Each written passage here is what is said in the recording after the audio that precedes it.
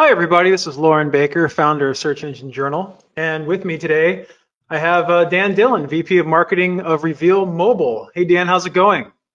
Good, Lauren. Thanks. How are you? Good, thank you. It's a very nice day here in California. I hear it's very nice in the Raleigh-Durham area as well, and really happy It to is have nice you on though. today. Yeah, Thank you. Yeah, awesome. we're having a nice day. Nice and mild here in the southeast. It's great to be with y'all. Thank you. Great, great. Thanks for joining. If you wouldn't mind clicking over to your first slide, and then we'll get everybody filled in. So today we're going to be discussing the proven local marketing strategies to drive customer experience and ROI. But before Dan gets started, I want to go ahead and do some housekeeping and let any stragglers that haven't jumped on yet, give them time to jump on and get GoTo started. So just to let everyone know, Reveal Mobile is a partner of Search Engine Journal. So Dan today will be going over and teaching a lot of these strategies for hyper local targeting your audience. And we find that as you are learning and have questions, please go ahead and enter them into the question box within your GoToWebinar control panel. If you have questions about a specific slide, don't be shy, or any clarification that may be needed, don't be shy as well. Just go ahead and enter that. During the presentation, we'll be asking Dan questions on specific slides or topics, and then at the end of his presentation, we'll be going into a deeper Q&A. So please make it a point to stick around for that. That's where a lot of the golden nuggets of information can be shared as well. So also, we'll be launching 2 polls during the presentation today. It's really a goal of ours to get as many answers to these poll questions as possible. Our goal is 80%. We always love to beat it. So just as a reminder, before you see these, before we start, that we'll have some poll questions for you to take advantage of as well. And then the hashtag is hashtag SEJ webinar. And then Dan, I'm taking it that Reveal Mobile's Twitter account is at Mobile Audiences. So you You got can it. take some screen shares, tell your friends on Twitter, remind them what they're missing out on, and feel free to tag SEJ and tag Reveal Mobile at Mobile Audiences. And on that note, I'm done with my housekeeping. We've had some more people join, and Dan, I'm handing things over to you. Awesome, Lauren. Thank you so much. I appreciate the intro. I appreciate the reminder for everyone to engage. We love questions. So anytime something occurs to you, by all means ask, and we will definitely get to those. Just a quick note about me. I am the VP of Marketing at Reveal Mobile. We are a geofencing marketing software company. What that means is you can use Reveal Mobile's technology to target audiences at effectively the building level. Pretty whiz bang, pretty cool, and great for local marketing, which is what we're going to be talking about all day here today. At Reveal, I work with a very small but mighty team on things like demand generation, content marketing, product marketing. It runs the gamut. We do it all. Prior to Reveal Mobile, I worked at companies both large and small in the technology space. Cerner is a healthcare company. Perceptive Software is a business process management company. Lexmark makes printers.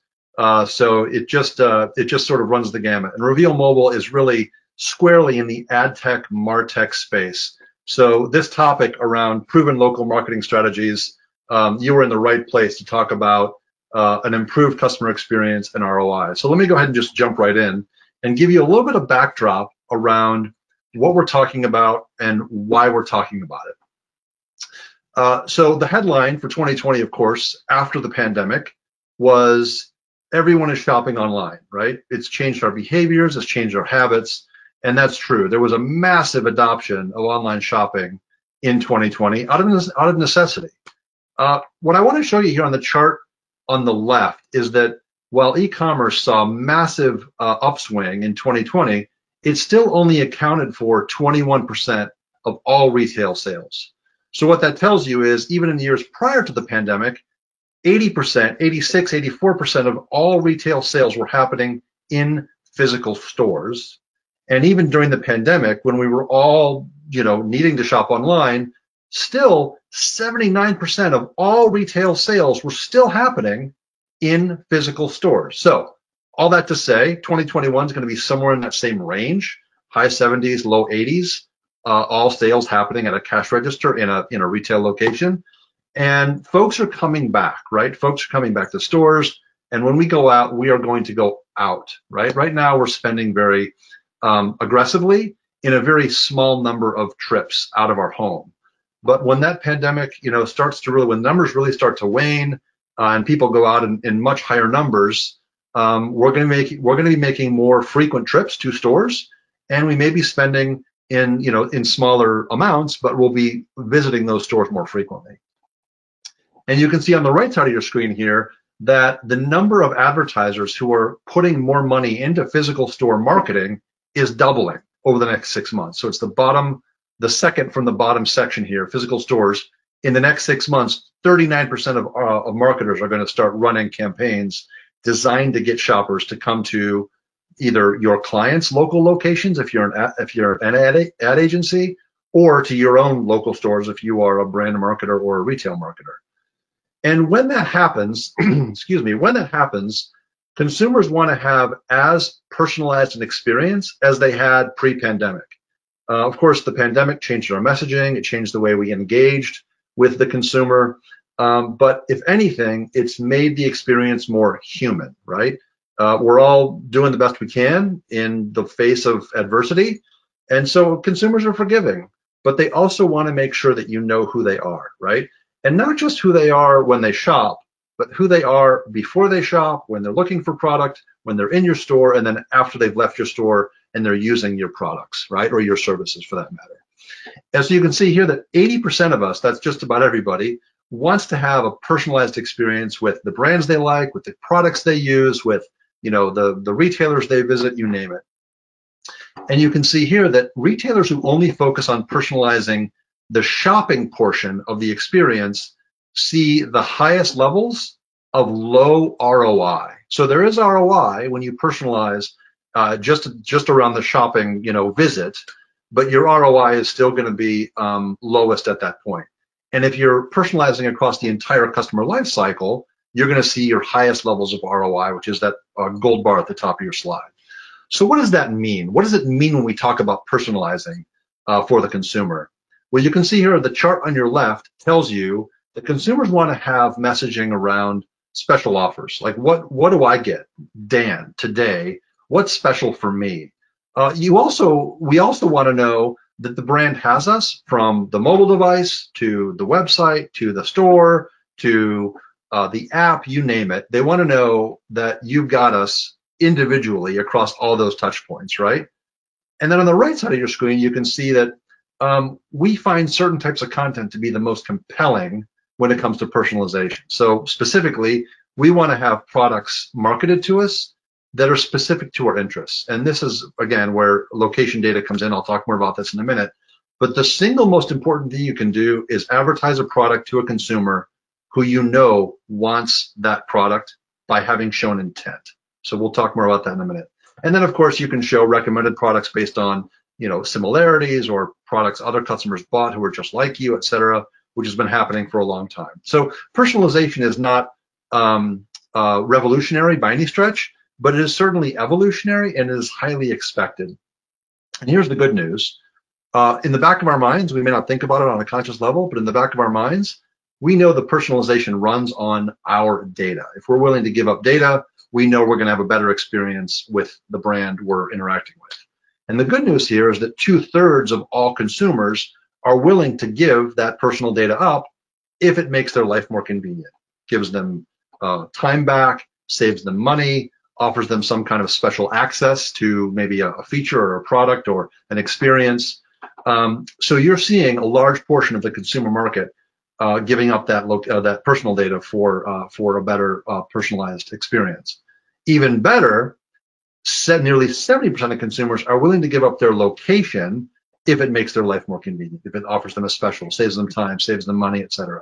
So even though we may not be thinking about it on sort of a conscious level, we know that if we give you data to our brands that we like, to our retailers that we like, we will have a better experience. And here's what the retailer or the brand gets in return, right? Retail sales go up 2 to 5%. Marketing costs go down by 10 to 20%. Customer satisfaction goes up by 20%. Conversion rates go up 10 to 15%. And the employees who work for you, or the employees who work for your stores, their engagement goes up by 20 to 30%. So personalization raises all boats, right? It's a win across the board, from the consumer all the way through to the retailer or the brand themselves. It's a great place to be, right? So point made. So when it comes to shopping at the local level or marketing at the local level, this is where location data really comes into play. This is where you want to capitalize on that intent I was talking about previously.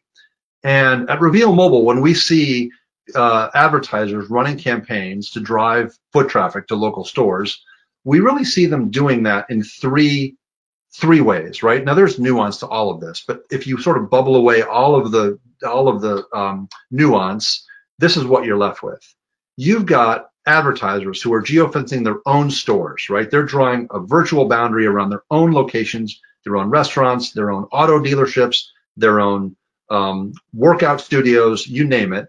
And they're remarketing to those visitors who've come to those locations to say, hey, you're our loyal customer, keep coming back, right? And these are customers they have fought hard to win over the past year or so, and they're fighting even harder to retain. So this is a really valuable use case. The second use case we're seeing people run with location data is winning market share from the competition. So this is, your chain of pizza restaurants. I'll make it up. So you're a chain of pizza restaurants. You've got 40 locations in a region, and you want to steal share from everybody who goes to Pizza Hut, or you want to steal share from Papa John's, or you name the competitors in your market. They like pizza. They're just going to the wrong restaurant, right? So we've got customers and we've got users who are geofencing their competitors' locations, and then they're capturing that audience and moving it into their own messaging and their own advertising campaigns. And then frankly, they're tracking who comes to their own restaurants from those campaigns and capturing their share of the market that they deserve to win. And then the third category, and that's obviously also a super valuable use case in this market. And then the third use case is net new customers. These are people who are visiting locations that are not your competitors or your own locations, but they're locations where or our advertisers know their ideal customer visits. So as an example, maybe we have an advertiser whose ideal customer is new moms, and they're selling baby products, baby clothes, let's make it up. Well, we know that those moms are also going to Target, or they're also going to Orange Theory, or they're also going to Planet Fitness, or they're also going to, you name it. So these aren't competitors to baby clothing stores, but we know that's also, frankly, where new moms spend a lot of their time in the retail world. So they can capture the customers who visit those stores and market a similar product or a similar experience to those consumers. So it's a really nice way to capture, three ways your ideal customer. Hey, Dan, I have a question. Yeah. Go ahead. How exact is geofencing? Is it the walls of a location, like someone that's been inside of the store, whether or not that's a very small store compared to a Walmart, or within a certain amount of feet of the area? Like, how exact is that at the end of the day? If I want to target, yeah. It's a great question. It's a great question, and the answer is it depends on the tool you're using. So I'm sorry. I think you were finishing a question, Lauren. I'm sorry. Go ahead. To your point, if I have an e-commerce store where I sell yoga pants, right? Yep. And then not only do I want to maybe target through geofencing my competitors like Lululemon or Lorna Jean or other stores, but I also might want to target like yoga studios. So when someone's leaving the studio, or if someone has been to the studio, I can then serve an ad within the exchange for my yoga pants on sale, get them shipped the next day, et cetera, et cetera, et cetera. So I just wanted to get an idea of how exact that is. Like, can you target specific studios, or you're saying it may be dependent upon the technology that's utilized on that side? That's right. That's right. I'm sorry, I didn't mean to cut you off there, but I get excited about this stuff, so forgive me.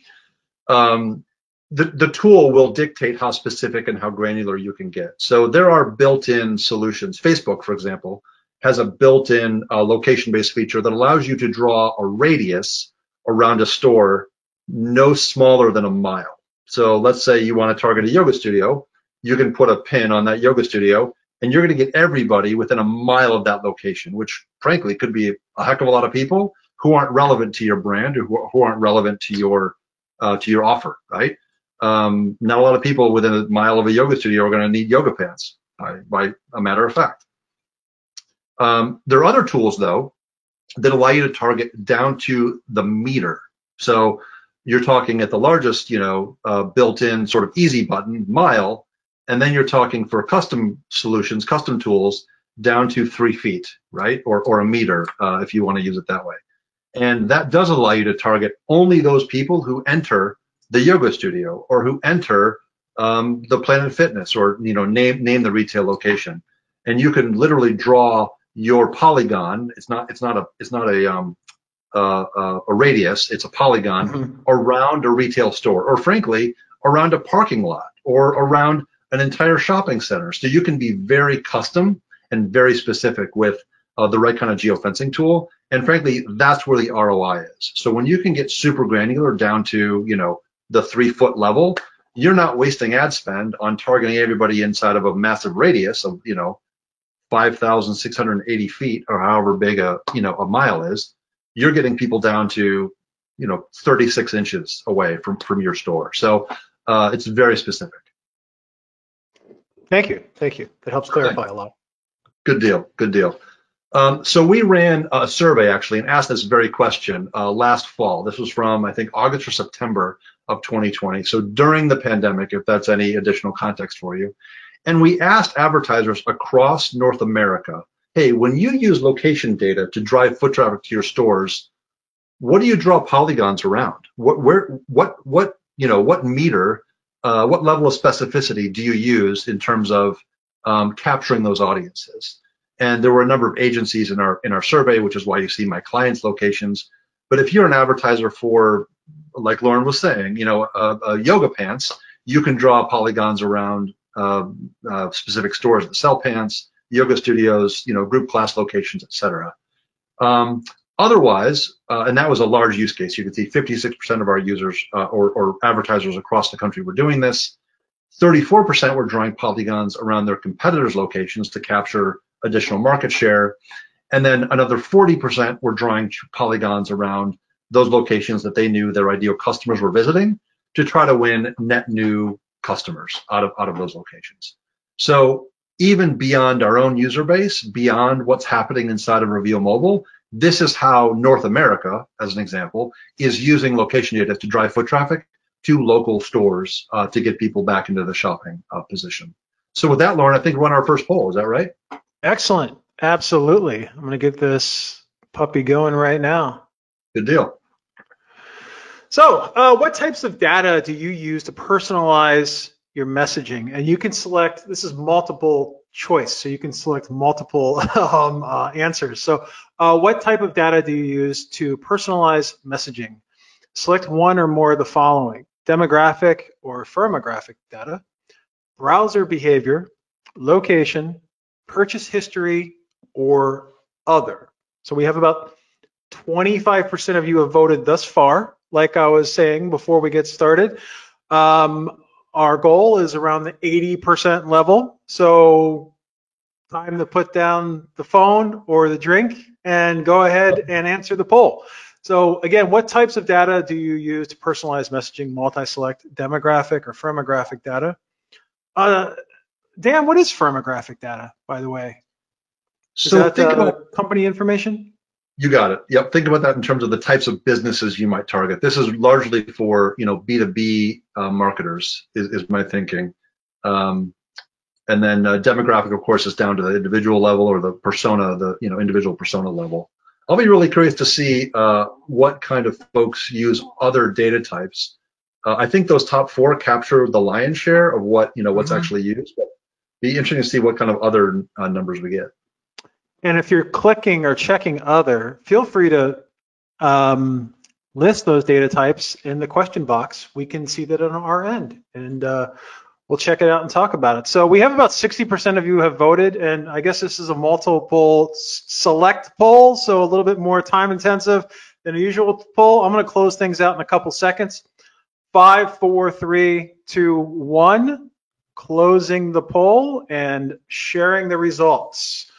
So we have 63% of you have said that you utilize demographic and firmographic data. 58% location data. 39%, very close here, 39% browsing behavior data, and 38% purchase history. Now, 14% have said other. So, I have influencer data coming through as an other. Oh yeah, good one. Right. That's a good one. Yeah, thanks, Frank, for that. And if anybody else has any insights on the other data, other categorized data that you use, please feel free to drop that. If not, back to you, Dan. Awesome. Thanks, Lauren. Really encouraging to see almost 60% of folks on today's webinar are using location data, which is, so you're in the know, which is fantastic. And I hope that these remaining slides I've got for you shed some light on how to maximize the value of that data, because you're doing the right things. And for those of you who aren't using location data, hopefully this seeds the ground with some good ideas.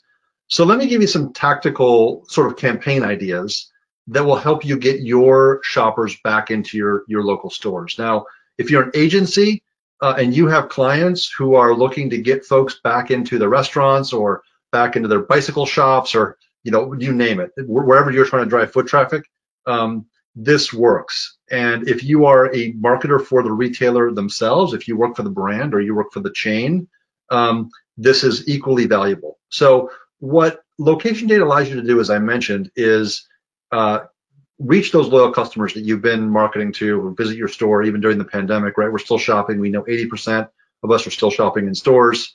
And it also allows you to market specifically to those audiences who are super high intent. So we talked about Facebook being able to give you everybody within a mile radius, pretty large area, versus down to the meter, right? So you're getting rid of all of the noise and all of the wasted ad spend that's frankly, you're paying for impressions for people who aren't interested, right? They're never going to visit your store. So that location data allows you to surgically trim around the audience, so you're only messaging to the people who are frankly highly likely to visit your store. And then for those of you who don't have point of sale data because people didn't buy something on their last visit or ever, what's really interesting about location data is it allows you to remarket to people who came to your store and never checked out, right? Just by virtue of them crossing the threshold and entering your store, they're now a part of this audience, because even though there's no cash register receipt or no transaction history, they were there because frankly their mobile ad ID showed up inside of your location. So it's a great way to think about expanding your audience beyond everybody who's just bought from you, and instead marketing to everybody who's just shown interest in your store in the past. And just for fun, I went ahead and dug into our own database just to see what American Eagle Outfitters here on the top could have in terms of their Chicago stores. And looking back, I think a few weeks at their handful of stores in Chicago, it looks like they have 3 stores in Chicago, 56,000 audience members that American Eagle could go market to if they wanted to have some special on spring clothing. And then Best Buy, just for fun, I looked at Best Buys in Boston. Looks like there are 10 of them. Looked back a couple days and we had 9,000 visitors to Best Buy stores. I'm sure they have limitations on customer volumes inside of their locations. And there's a 9,000 sized audience that Best Buy could say, hey, come on back. We have Android devices on sale. I'm making that up, right? So it's really interesting to see just the kinds of locations you can focus on and the kinds of audiences you can get from this type of campaigning. And frankly, this works not just at the national brand level. As I mentioned, it works at the local store level. So if you're trying to advertise your pizza restaurants, it's the same thing.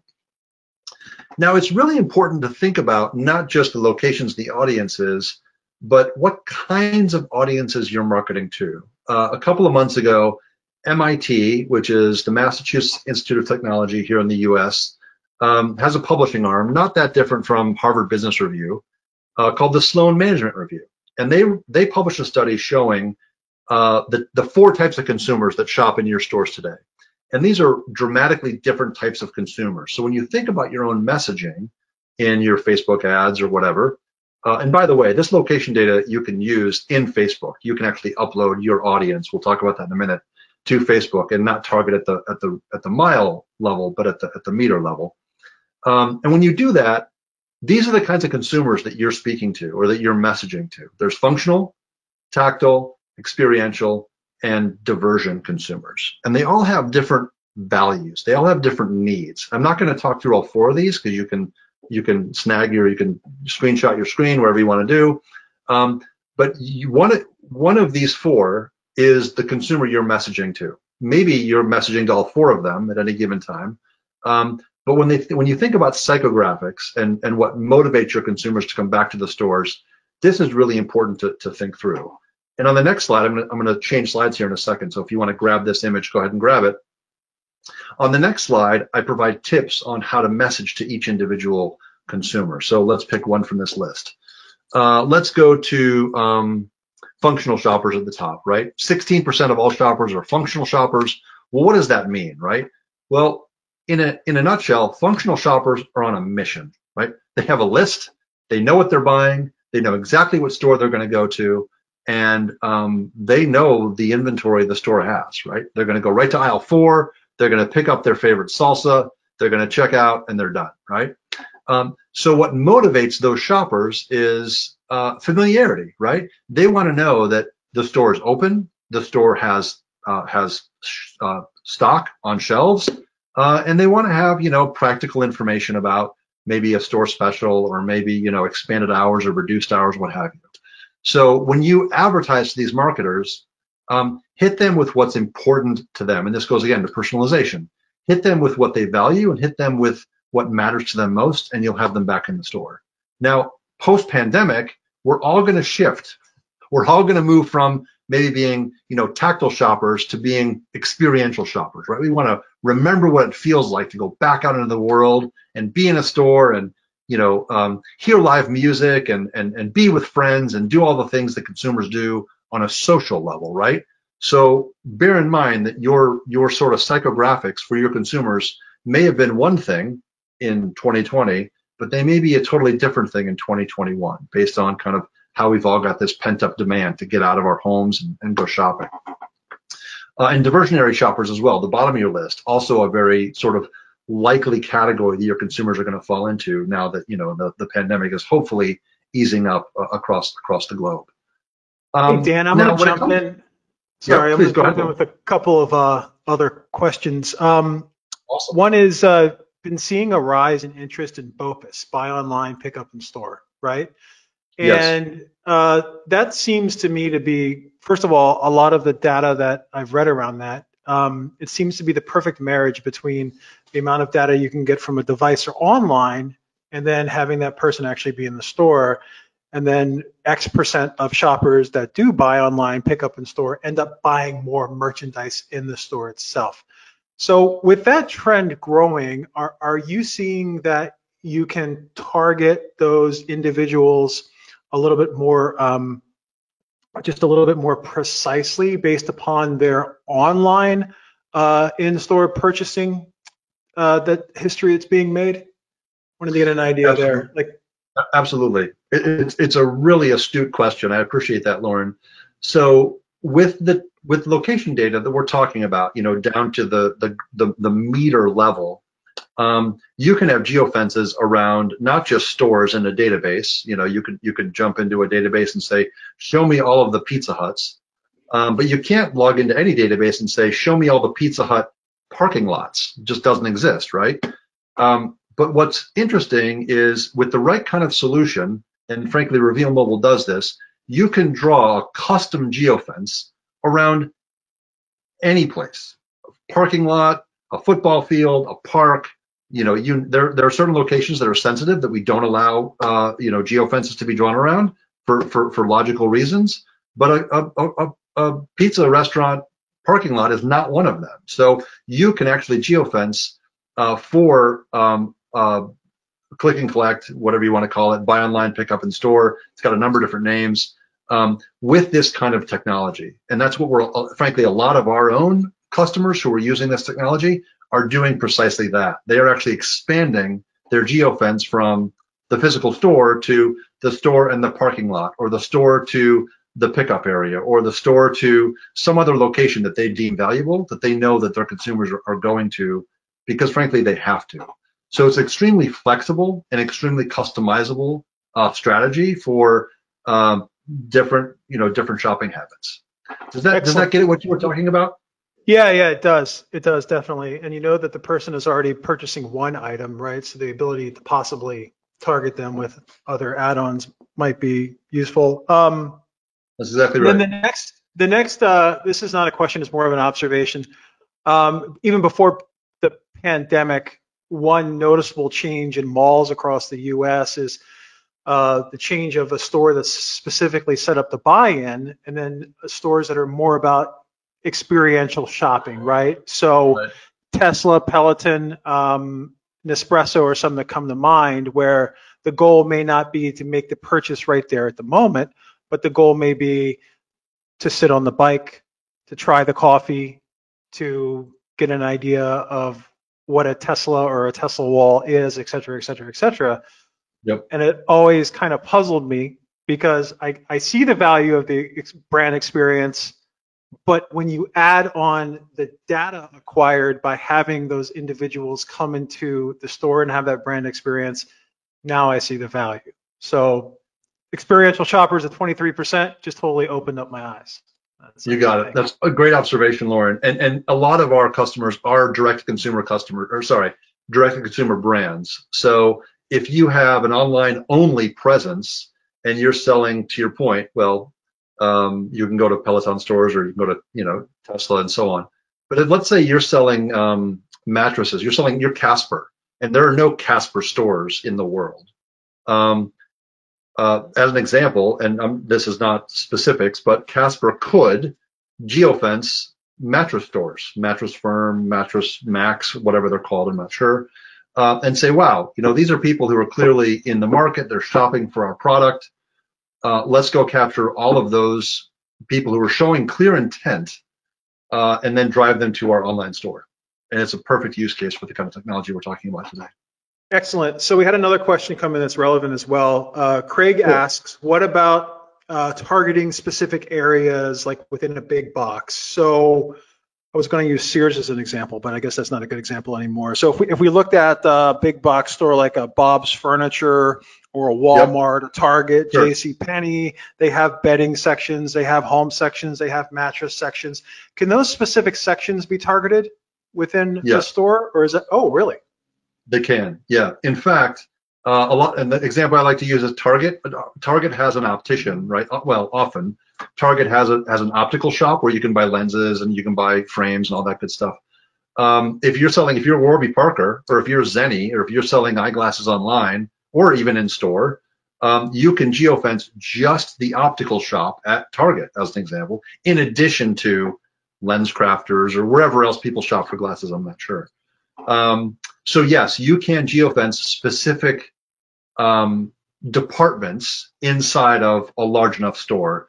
And actually, I'll take that a step further. Even inside of a mall, let's say, has 50 different retailers or 150 different retailers in it. This technology allows you to geofence just the hot pretzel restaurant, or just the American Eagle Outfitters inside the mall, or just the cafe that you want to geofence as the pillar location inside the mall. So it lets you get very specific inside of what would otherwise be a very busy retail location. That's really interesting. So Wetzel's Pretzels could theoretically identify people who are online at Auntie Anne's and let them know that the line's shorter over at Wetzel's to come over, and you also get a free pretzel bite or something like that, free drink with your purchase. We had one other question about your last slide. If you wouldn't mind just clicking back real quick, and then I'll let you get on with the rest of the presentation. No worries.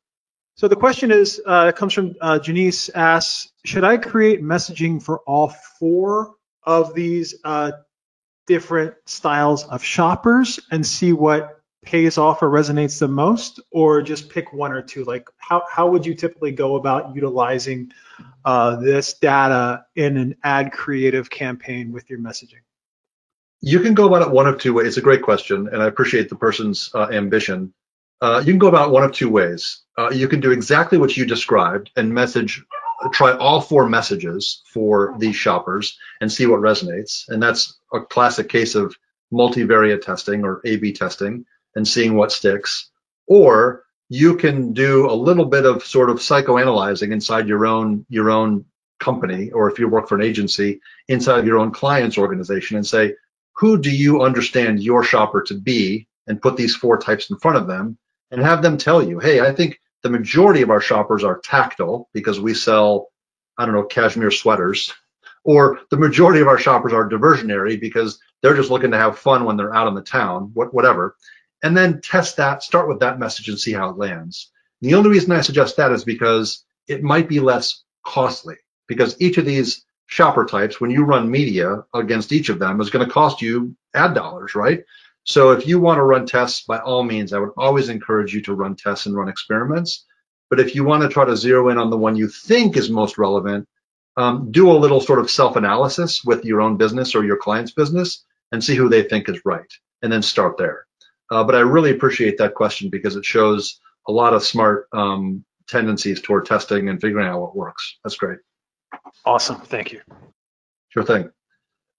So briefly here, I wanted to just share some research that shows what consumers value most when it comes to personalized messaging to get you the best ROI. So there are a couple of touch points along the consumer experience where your shopper really sort of resonates with your message. And the first one is somewhere along the shopping continuum, they gave up or they got distracted or something else happened. So you need to remind them that they have items in their cart.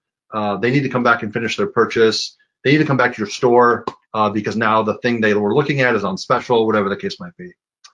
The second item here is what we talked about at the top of the webinar. Know me across websites and across your app.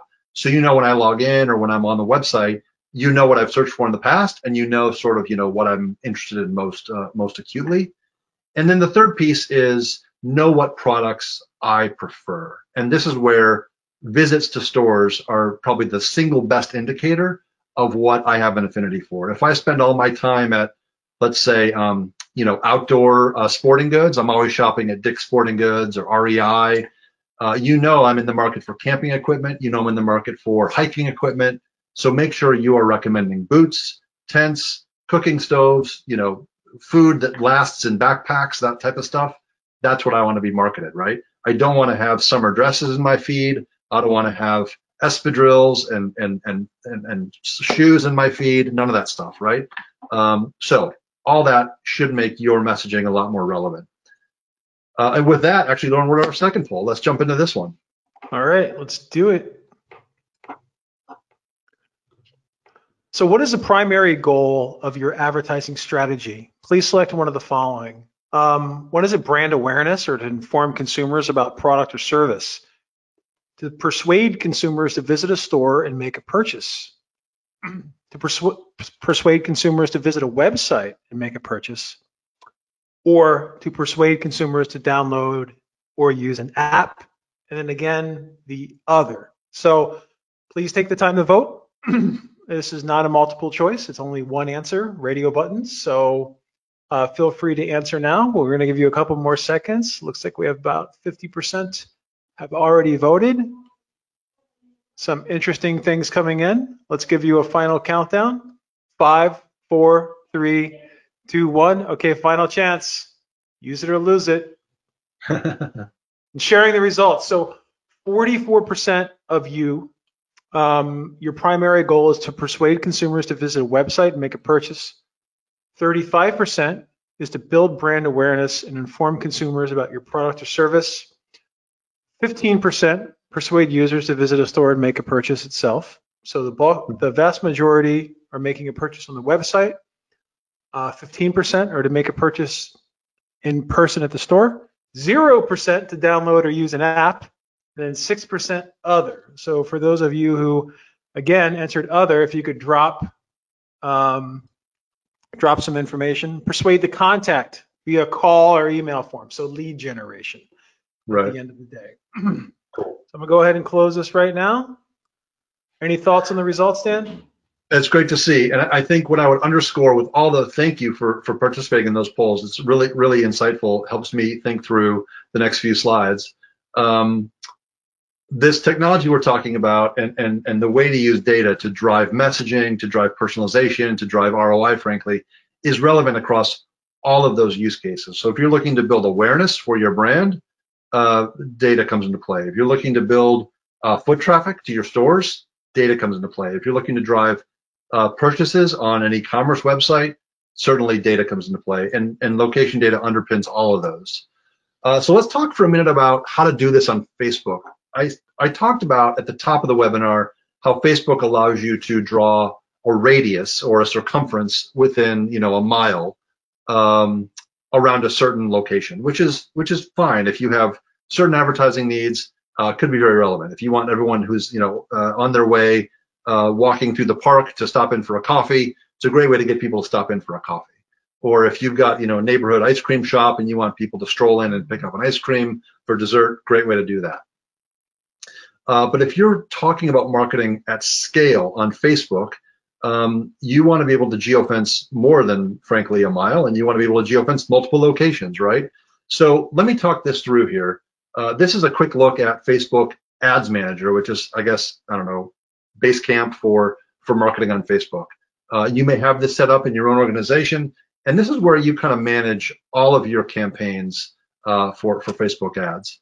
And when you run a campaign, there's a number of different ways to build an audience on Facebook. And of course, we know tons of our advertising dollars are going to three places: search, social, and now streaming television, streaming TV, which is also highly data friendly.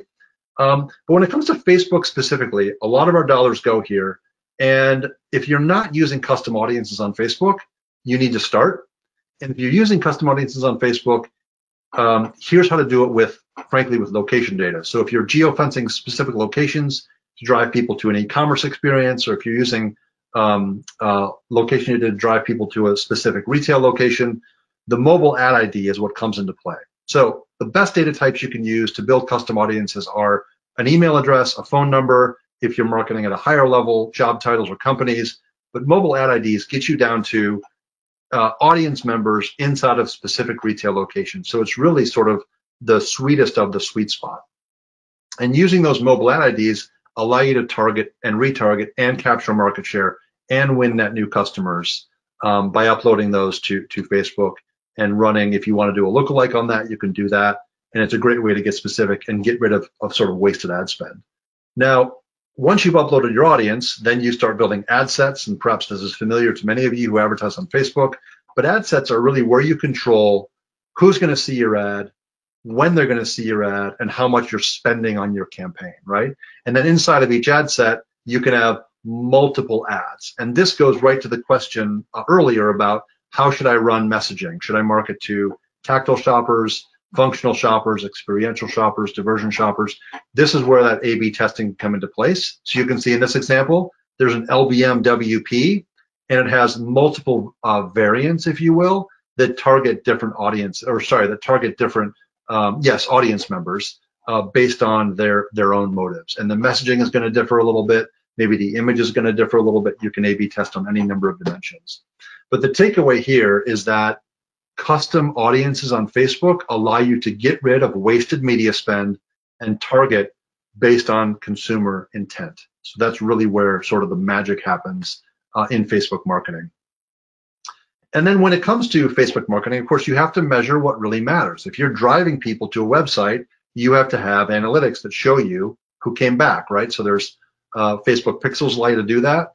But if you're trying to figure out who comes back to your store, and this is about driving local marketing activities to drive local consumer behavior, you've got to see foot traffic. And of course, that's where location data also comes into play. So with the right kind of tool, you can see when I ran my ad on Facebook, even without a Facebook Pixel, you can see, hey, who came back to my store while I was running my ad, and then after I ran my ad. So you can see campaign attribution mid-flight, and after the campaign goes to bed. So this is just one example of a kind of a chart you might be able to see based on daily conversions every day, who came to my store from my audience, and then after the campaign runs, what kind of conversion rate did I get? So just an example of what you can be looking for. I also wanted to share what works for marketers. This is the same survey we did back in the fall. What works for marketers in terms of calls to action? So we asked everyone, hey, what language, what button do you find to be the most effective when it comes to compelling somebody to a certain behavior? And frankly, the learn more button won the most. Shop now, buy now were close second and third places, and click here was sort of a distant fourth. But that learn more button is interesting because it's the soft sell, right? You're not telling someone they need to spend money. You're not telling somebody that their time is limited. You're basically telling them that they have an opportunity to learn more about your offer, your product, your service, what have you, and then decide later if they want to buy it or not. So learn more was the winning call to action among all geo-targeted ads. Now I want to end the webinar. I think this is the end of the webinar here. I've got one short case study that allows you to see what one restaurant, and this is a quick serve restaurant, Moe's, did to use location data to geo-target and to geo-conquest their competitors. So this is a real-world campaign, actually happened. And if you don't know Moe's, Moe's is a quick serve restaurant, QSR, that is very similar to a Chipotle, so sort of a Tex-Mex fast food restaurant, if you will. So here's what Moe's wanted to do. Moe's wanted to drive downloads of their app from the App Store, and specifically, they wanted people to redeem a coupon inside of that app. And the backstory to this is that Moe's is famous for their queso dip. It's an appetizer on their menu. Everyone loves it. That's why people go there. And there was a competitor coming on who was introducing a brand new menu item just like what Moe's was famous for. So Moe's was basically under threat by this competitor to steal their market share based on a menu item that they were introducing, right? So Moe's wanted to preserve their diners. They wanted to keep the customers they had. And they also wanted to win over those customers who might have been tempted to try that competitive appetizer, right? So how'd they do it? They advertised actually across social media, so Facebook, Instagram, all the different social platforms, but they used custom audiences on Facebook, which goes back to what I was talking about a second ago. And here's how they did it. They found their ideal audience first by geofencing all of their own restaurants. I don't recall exactly how many there are in this market, in the Raleigh, North Carolina market. And then they also geofenced all of their competitors who were offering similar menu items, right? And in the Raleigh, North Carolina market, that's Qdoba and that's Chipotle. And then thirdly, they geofenced all of their what they called indirect competitors. Those are large Mexican restaurants in the Raleigh, North Carolina area, which see a healthy business, right? And they looked back, I think they set their look back period to about a week.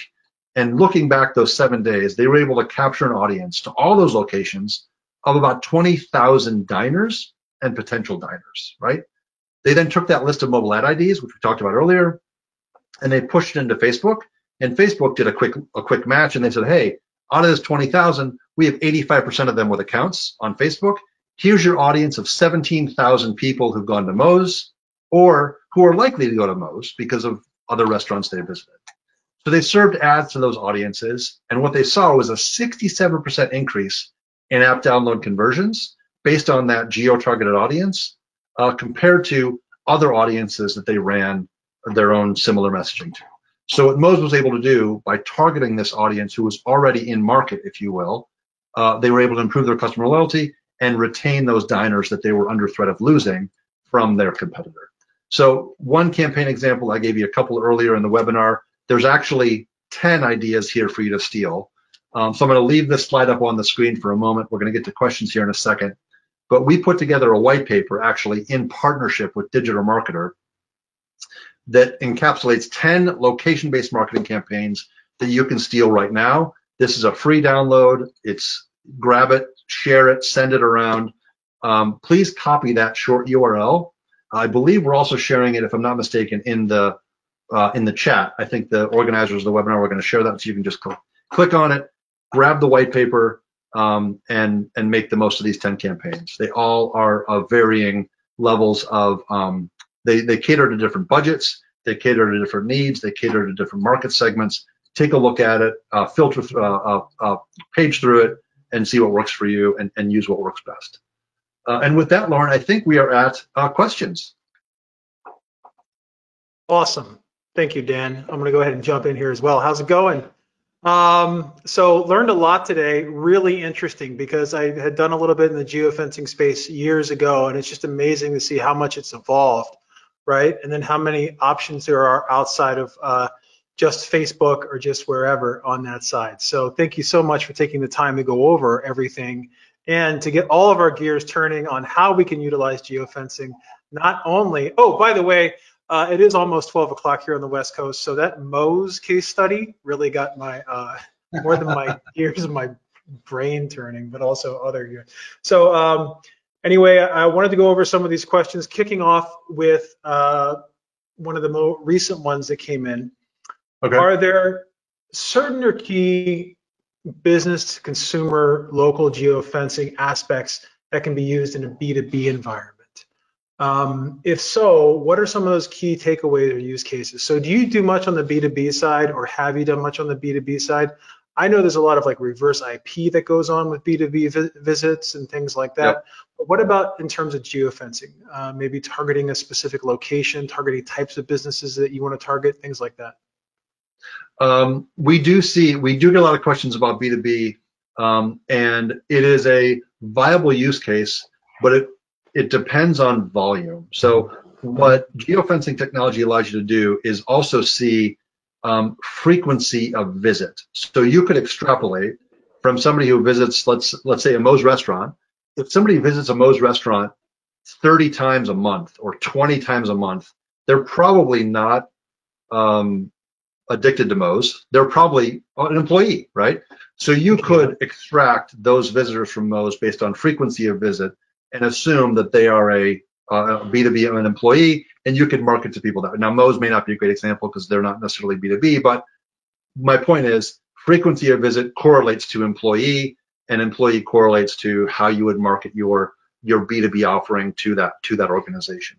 So the reason it's not a perfectly crisp answer is because it's not a perfectly crisp use case, and we do see the vast majority of our own customer base using geofencing with consumer audiences, more B2C than B2B. Excellent. Thank you. Thank you for that. Can you just, and one additional question, can data be stacked on to the geofencing to say, hey, this person may be an executive, or this person may be within this profile, and then visit, therefore you can identify possibly the decision makers that you want to get your ad in front of on a B2B level? I love that question. Yes, even so, the B2B level and the consumer level, the answer is yes. So you can take location data and you can enrich it however you'd like with your own proprietary first-party data, or you can enrich it with ad platform data. You can push it into Facebook, you can push it into some DSP, and you can layer on additional attributes beyond just the visit and determine, whether it's seniority, job title, income, gender, you name it. Geofencing marketing does not do that by default. But if the data is available to you, you can absolutely marry those two things together, or those 6 things together, and get right down to the specific, buyer for sure. Got you. Great. So as you know, in the second poll question, the majority of users of the attendees with their advertising are using that to drive traffic and sales on the website side.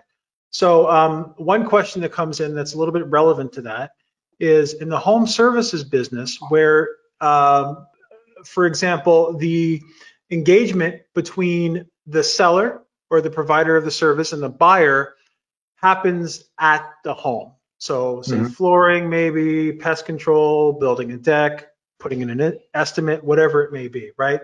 So are there specific ways that geofencing can be utilized to target potential home services clients when you don't have a brick and mortar, or maybe there's not a defined brick and mortar? Like maybe if there's a flooring store, like a Carpet One flooring store, you can target that. Right. But what are some other ways to target users possibly in their own homes that would be So, for example, maybe I know in my neighborhood, when someone's putting in maybe a flooring job or a landscaping job, Right. they'll go around and drop flyers on everyone's doorstep, right? Sure. Is there something similar that can be utilized from that perspective, from a geofencing or ad targeting perspective? There is, yes. So the first thing, the first consideration is you're sort of ideating around your ideal consumer, right? And if it's somebody who needs house cleaning services or somebody who needs a new roof, that's often done at the neighborhood level, the zip code level, which is a variation of geo-targeting. And then because these types of decisions are often made together, let's say between partners or with roommates, if you're living in an apartment together, it's not a singular decision. You're not buying a candy bar, right?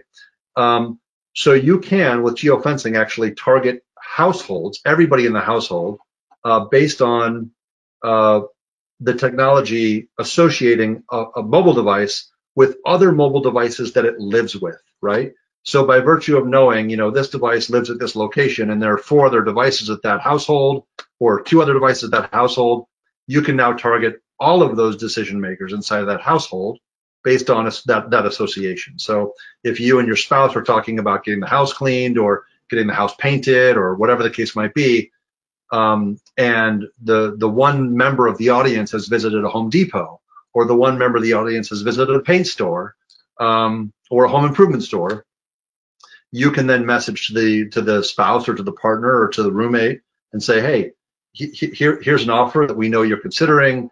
Think about this. And this happened to me actually not too many months ago. My wife and I were discussing carpeting actually, and she was the one who was actively sort of in pursuit of carpet, and I was served an ad for carpet, the very next day. So it's effective. It works. It's frankly very convenient to know that people are paying attention to what we're most interested in. So that is a viable use case.